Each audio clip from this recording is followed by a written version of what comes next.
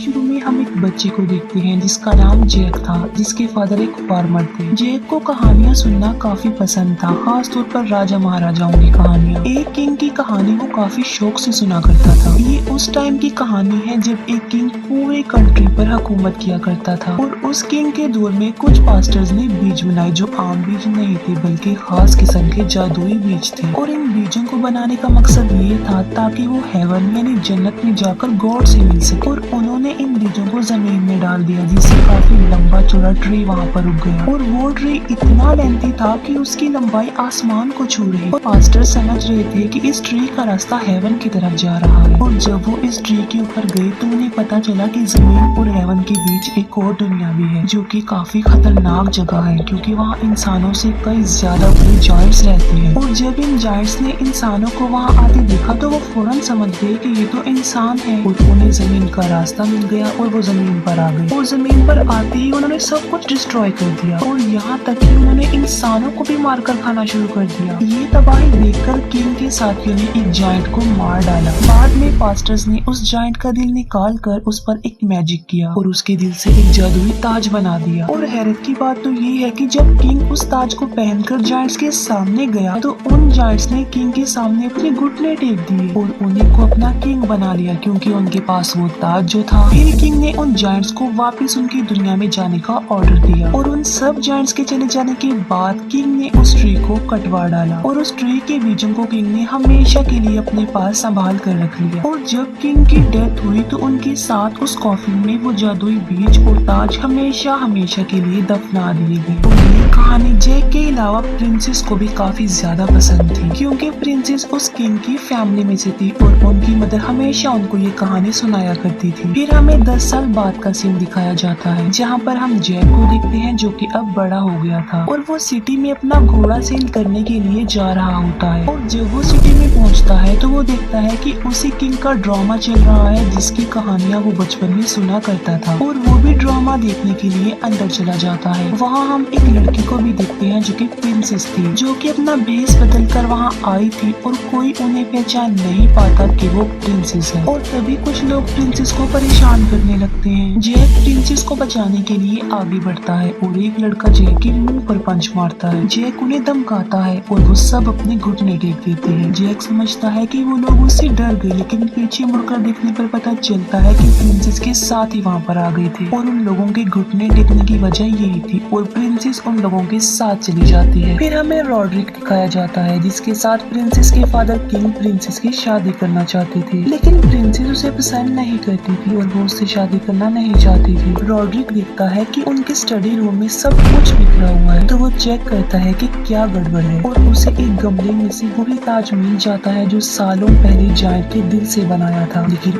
एक चीज बुक से मिसिंग भी थी। रॉड्रिक अपने सोल्जर को ऑर्डर देता है कि पूरी सिटी को बंद करवा दो और उसी पास्टर को कहीं से भी ढूंढ कर लाओ। अपना घोड़ा बेचने के लिए सिटी में होता है तो एक पास्टर उसके पास आता है और कहता है कि मैं तुम्हारा घोड़ा खरीदना चाहता हूँ। जैक कहता है कि इसके लिए पैसे होने चाहिए जो पास्टर्स के पास नहीं होते, जिस पर वो पास्टर जैक को कुछ बीज देता है और एक फादर के बारे में बताता है कि ये बीज उनको दे देना और तुम्हें तुम्हारी पेमेंट मिल जाएगी। जिस पर जैक कहता है कि बीजों के बदले में कौन पैसे देता है। वो पास्टर जवाब देता है कि ये कोई आम बीज नहीं है बल्कि ये जादुई बीज है जो इतने पावरफुल है कि पूरी दुनिया को बदल सकते हैं और कीमती भी है और इन्हें किसी भी कंडीशन पर मत खोना और एक जरूरी बात कि इन्हें पानी में तो बिल्कुल मत डालना। और वो पास्टर जैक का घोड़ा लेकर वहाँ से चला जाता है लेकिन आगे जाकर वो पकड़ा जाता है। घर जाने पर जैक के अंकल उस पर गुस्सा करते हैं कि ये तुमने क्या किया, घोड़े के बदले में बीज ले आए। उस पास्टर ने तुम्हें बेवकूफ बनाया है और गुस्से में आकर वो बीज नीचे गिरा देते हैं।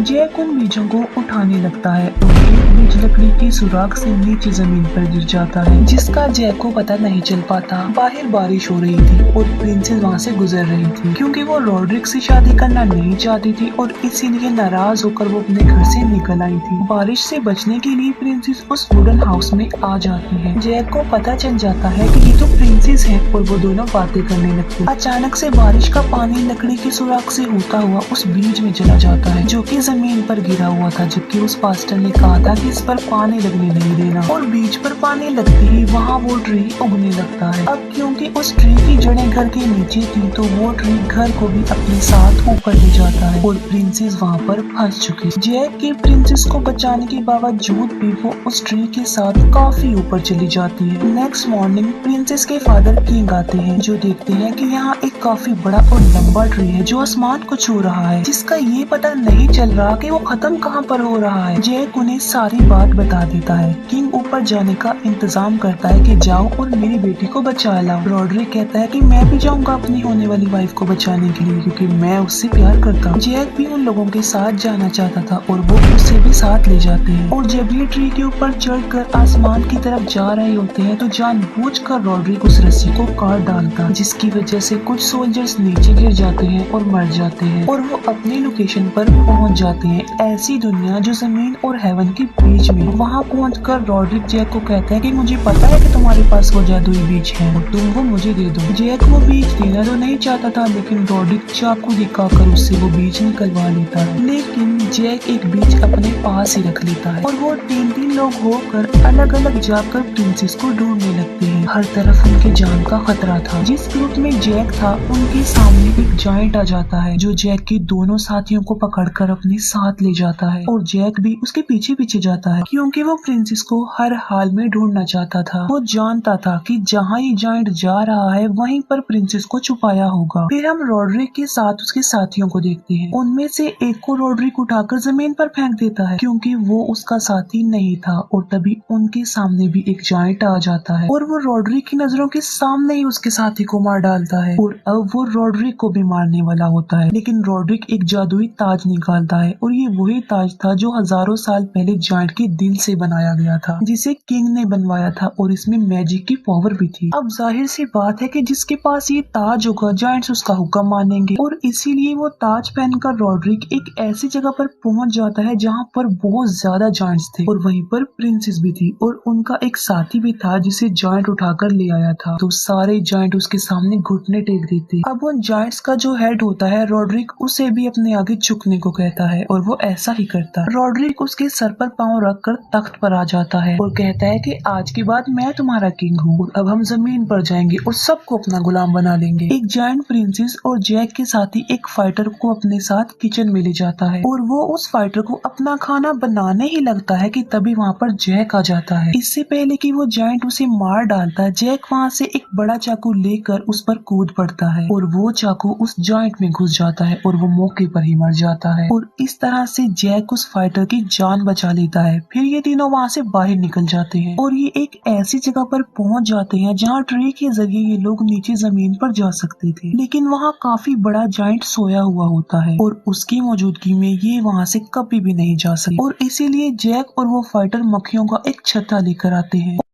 और जो आर्मर मास्क उस जायंट ने पहन रखा था उसे खोलकर वो उन मक्खियों को वहां अंदर छोड़ देते हैं, जिसकी वजह से वो जायंट जाग जाता है और अजीब तरह से तड़पने लगता है और उस जायंट का बैलेंस बिगड़ जाने की वजह से वो नीचे जमीन पर आ गिरता है। नीचे किंग उसे देख लेता है और समझ जाता है कि जायंट अब नीचे आना चाह रहे हैं और वो अपने सोल्जर्स को ऑर्डर देते हैं कि इस ट्री को काट दिया जाए क्योंकि अगर वो जायंट जमीन पर आ गए तो वो सब कुछ डिस्ट्रॉय कर देंगे और फिर इस तबाही को कोई भी नहीं रोक पाएगा। वो फाइटर जैक और प्रिंसेस को कहता है कि तुम दोनों जमीन पर चले जाओ और मैं यही रुकता हूँ क्योंकि मैं रॉड्रिक को किसी भी हाल में रोकना चाहता हूँ क्योंकि अगर वो जमीन पर चला गया तो हर जगह तबाही मचा देगा और मैं उसके इरादे अच्छी तरह से जानता हूँ। और वो फाइटर वहीं पर रुक जाता है और जैक और प्रिंसेस ट्री के जरिए नीचे आने लगते हैं। अब किंग ऐसा चाहता तो नहीं था लेकिन फिर भी वो ट्री कटवाने लगता है क्योंकि उसे पता था कि ट्री पूरी दुनिया के लिए खतरा है और तबाही का रीजन बन सकता है। दूसरी तरफ रॉड्रिक अपने जायंट सोल्जर्स के साथ जमीन पर आने की तैयारी कर रहा होता है और वहीं पर वो फाइटर भी छुपा हुआ था। लेकिन इससे पहले कि वो सोल्जर्स अपने बुरे इरादे से जमीन पर जाने लगे वो फाइटर रॉड्रिक पर अटैक कर देता है और उसे मार देता है और रॉड्रिक के सर से वो ताज वहीं पर ही गिर जाता है। जमीन पर दिखाया जाता है कि सोल्जर उस ट्री को काट चुके थे और वो ट्री आहिस्ता आहिस्ता नीचे आने लगता है। वो फाइटर ट्री के साथ नीचे गिर रहा होता है और दूसरी तरफ जैक और प्रिंसेस भी ट्री के साथ साथ नीचे गिरने लगते हैं, लेकिन वो तीनों बच जाते हैं और वही ताज जायंट्स के हेड को मिल जाता है और वो उसे अपनी उंगलियों में पहन लेता है और सारे जायंट्स उसे अब अपना किंग मान लेते हैं। लेकिन अब ये जमीन पर नहीं जा सकते थे क्योंकि ट्री जो कर चुका था। उन्हें वहाँ एक छोटी सी थैली मिलती है और इस थैली में वही बीज थे और ये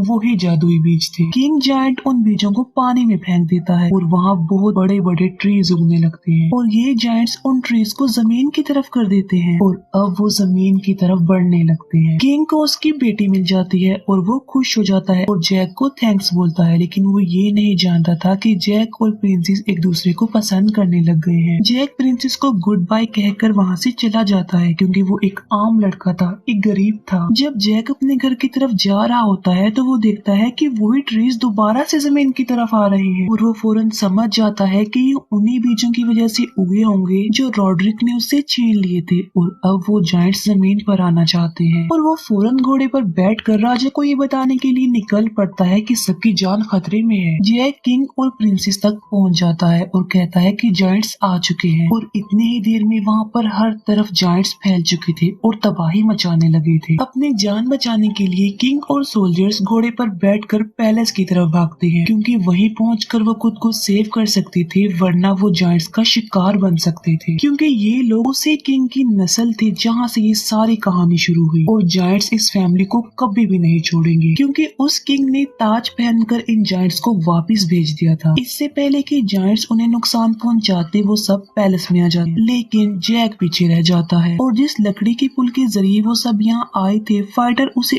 ऊपर खींचने का ऑर्डर दे देता है। लेकिन ऊपर जाने से पहले जैक बिल्कुल ठीक वक्त पर उसके ऊपर चढ़ जाता है, लेकिन जायंट्स का हेड उस लकड़ी के पुल को पकड़ लेता है। वो फाइटर बाकी सोल्जर्स को ऑर्डर दे देता है कि तीरों की बारिश कर दी जाए और वो ऐसा ही करते हैं और जायंट हेड पानी में जाकर गिरता है। वहाँ पर आग लगी हुई थी और इसीलिए वहाँ से तो वो ऊपर नहीं आ सकता था, इसीलिए वो पानी में जाकर दूसरा रास्ता ढूंढने लगता है। दरवाजा बंद किया जा रहा था, लेकिन जायंट्स रस्सियों की मदद से दरवाजे को अपनी तरफ खींच रहे होते हैं और किंग के सोल्जर्स दरवाजे को अपनी तरफ खींच रहे होते हैं और वो जायंट जलते हुए ट्रीज को पैलेस के अंदर फेंकते हैं। एक जायंट निशाना बनाकर पैलेस की दीवार की तरफ फेंकता है और पैलेस की दीवार टुकड़े टुकड़े हो जाती है, जिसे देखकर किंग फौरन समझ जाता है कि इन्हें रोकना तो इम्पॉसिबल है। किंग प्रिंसेस को कहता है कि तुम एक रूम में जाओ, वहाँ पर एक सीक्रेट रास्ता है जो तुम्हें एक जगह पर ले जाएगा। वहाँ तुम्हें एक फायर टॉर्च मिलेगी और तुम उसे जला देना, जिससे सबको पता चल सके कि हम लोग खतरे में हैं। जिस पर जैक और प्रिंसेस अपने मिशन की तरफ चल पड़ते हैं और जब वो महल में फायर टॉर्च की तरफ बढ़ने लगते हैं तो जमीन फटने लगती है क्योंकि वो जायंट हेड जो पानी में गिरा था वो उस जमीन को फाड़कर ऊपर आ रहा था और बाहर आकर वो उन दोनों पर अटैक कर देता और उन दोनों को पकड़ लेता है और वो जायंट जैक को खाने ही वाला होता है कि जैक वो आखिरी जादुई बीज निकालता है जो उसने संभाल कर रखा था और वो उस बीज को जायंट के पेट में डाल देता है। बीज पेट में जाते ही जायंट के साथ कुछ अजीब होने लगता है और वो उन दोनों को छोड़ देता है और उसके पेट में वो ट्री उगने लगते हैं, जिसकी वजह से उसकी बॉडी के टुकड़े टुकड़े हो जाते हैं और जैक के पास उसका कटा हुआ हाथ आकर गिरता है जिसके हाथ में वही जादुई ताज था। दूसरी तरफ सारे जायंट पैलेस में आ चुके थे और उनके सामने किंग और सारे सोल्जर्स खड़े हुए थे और उन्हें अपनी मौत अपने सामने नजर आ रही थी। लेकिन अचानक से सब जायंट्स अपने घुटने टेक लेते हैं और वो लोग सोच में पड़ जाते हैं कि ये क्या हुआ। पीछे मुड़कर देखने पर उन्हें पता चलता है कि जैक अपने हाथ में वो ताज लिए खड़ा हुआ है और वो उस ताज को अपने सर पर रख लेता है और वो सब जायंट्स को